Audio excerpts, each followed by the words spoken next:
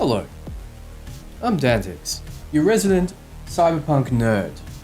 I was just reading The World of Cyberpunk 2077, as well as breaking down the latest Photomode trailer. As it turns out, Cyberpunk 2077 has an incredibly robust photo mode packed full of features, and we'll be breaking down what you're seeing, some hidden tidbits, and what you can do. After, I will be, with the help of the world of Cyberpunk, getting your head around the lore of the universe to better prepare you for the coming December 10th storm, and trust me when I say you're gonna need everything you can possibly get to prepare you. Before we start, I'm almost at that sweet 200k mark, so hit that button if you haven't. I'll be bringing you a ton of guides and helpful videos, as well as weird and wacky playthroughs come release. I'm about to show you something, but don't panic. The color will raise some PTSD. Okay, here it is. Recently, we've had a ton of leakers streaming and posting videos of Cyberpunk early. I've mentioned before to avoid these like the plague because of COVID, though I think that term needs to be retired. It turns out people don't, in fact, avoid things like the plague, so just be careful. Alright, let's start with the photo mode. What you're seeing is an event that occurs around the world called an assault. You see, an assault is in progress. You head over there, you clear the perps, and you get a reward. This is within Act 1, as you can see the automatic love mission on the right, which is the one prior to the heist, which is getting the chip for Dexter as per the cinematic trailer and the 48-minute demo. Those little white icons are loot indicators. We know they change color based on the rarity of the item you can loot. This one is common. The player pauses the action with the photo mode, is able to edit many features under numerous categories. In this case, the pose is a roundhouse shot to the face pose. You can change the effects, add stickers, and more. Here we have a scene from a little later on in the game. The player has a Widowmaker equipped with a sight installed on the top. This is what they look like, and you can swap them in and out. It's used to blow up the fuel and get V an awesome V for victory pose shot. You can change what your V has equipped and how they stand. Think about it this way, while in first person your character doesn't have a model. When you use photo mode, you can make your model pose in any way you want with any weapon. You don't capture how your character looked while in that moment, just everything else around you, since you'd probably look derpy in many situations. Then we have another example of all the kinds of photos you can take. In this one we see Jackie's bike, or what looks to be Jackie's bike. Perhaps he gives it to you, or this is another one. I personally really like this shot. Here we have a good example of the poses your V can strike. Then of all the beautiful lighting effects. Here are the results of the photos. Keep an eye on V's gear. This is some of the gear you can find and equip while playing. And that's it. So before you start your Cyberpunk journey, you ought to know about the world and how the timeline differs from the one we live in. To do so, I'll get a little closer to the mic and read some sections from the World of Cyberpunk art book, starting with the collapse of the old USA. Was one of the major world events of the 21st century. Even if the modern United States, or the new United States as they call it today, were to reunite with the Free States, it would still be a totally different country than it was 50 years ago. We could see signs of the collapse years before it occurred. The first 3 corporate wars fought between the years 1990 and 2016 strengthened the position of the mega corporations, giving them more authority than most of the world's governments, and the USA was no exception. Affiliations between politicians and the corporations ceased to be regarded as conflicts of interest. Rather, they were treated as advantageous in the world of big business and politics. As the companies gained unfettered access to the world's natural resources, environmental collapse and climate change were inevitable. Acid rain and dust storms caused by extreme deforestation soon became the America's biggest problems. Those natural disasters were accompanied by political ones. Thermal-nuclear war in the Middle East turned that part of the world into a radioactive wasteland, causing a global oil crisis. The US government tried to save itself by covertly manipulating European and American stock markets, but this short-sighted strategy backfired when that news was leaked to the public. Worldwide financial meltdown shook the economies of almost every country on the globe, allowing corporations to gain even more power.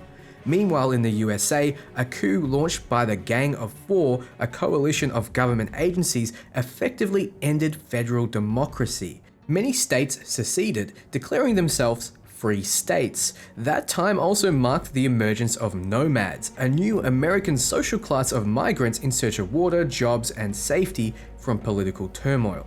Many cities and towns were deserted. Most sociologists agree that the collapse was the worst catastrophe of the 21st century. And then came the Fourth Corporate War.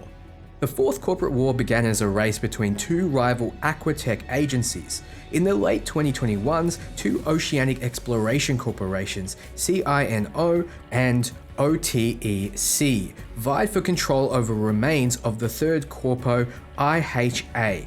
The rivalry was bitter and the hostilities escalated rapidly after a brutal fiscal struggle. OTEC gained the upper hand by hiring Militech to protect their security interests. CINO responded in kind and contracted with Arasaka. Thus, the Fourth Corporate War began, otherwise known as the Ocean War. As is always the case in early stages of corporate conflict, the first attacks were carried out discreetly. Some mid-level corporate officials were assassinated, and some dirty information was stolen and revealed. Mercenary netrunners were hired by both sides, and they made dozens of attacks on data caches and stock holdings, which wrought chaos on the global economy. Those events forced NetWatch to place a temporary communication embargo on Arasaka and Militech, but the security firms were just getting warmed up. By the time Eurobank had successfully mediated the truce between CINO and OTEC, the real conflict had transitioned to Militech and Arasaka. By early 2022, a new struggle between the security giants had begun, known today as the Shadow War. This marked the second stage of the Fourth Global Corporate War. Conflict during the Shadow War phase was more overt and brutal. Mercs and edge runners flocked to the banners of both security corporations, executing covert ops and raids on military and research facilities. Despite the visceral nature of the conflict, the deadliest battle actually occurred on the net, where the corporate and military edge runners released a new generation of devastating viral programs upon each other. Some of this code continued to operate long after the death of its creators, leaving vast areas of the net irreparably dark and dangerous. By June of 2022, Militech and Arasaka decided that niceties and subtlety were altogether no longer necessary, and the conflict reached the third stage, known as the Hot War. Fighting between the two military corporations escalated to full-scale war. Cities like Rio de Janeiro were literally reduced to rubble, their populations killed or made refugees. Global trade was paralyzed by military action and market collapse. International trade routes were hit hard, piracy raged free and unchecked. As the flames of physical conflict burned bright, NetWatch struggled to protect the net. Weakened by the destruction of global servers and databanks and ravaged by thousands of malicious viruses and demon-class programs, the net as we knew it slowly died.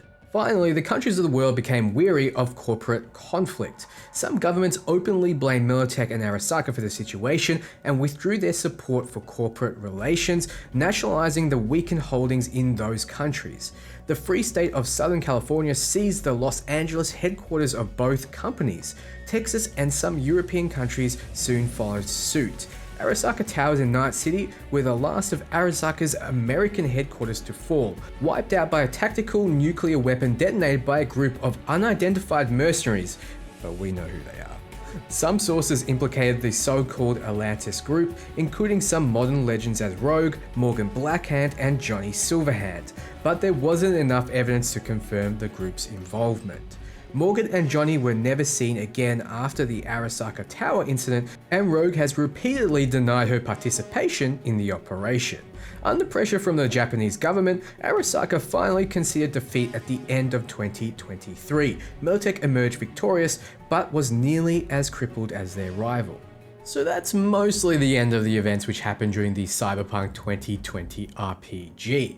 What's happened from 2024 to 2077 is mostly uneventful, but if you want to hear more, be sure to let me know. I have a lore breakdown video on the channel which dives quite deep into the characters you just heard about and the events that brought on a nuke being set off in Arasaka Tower.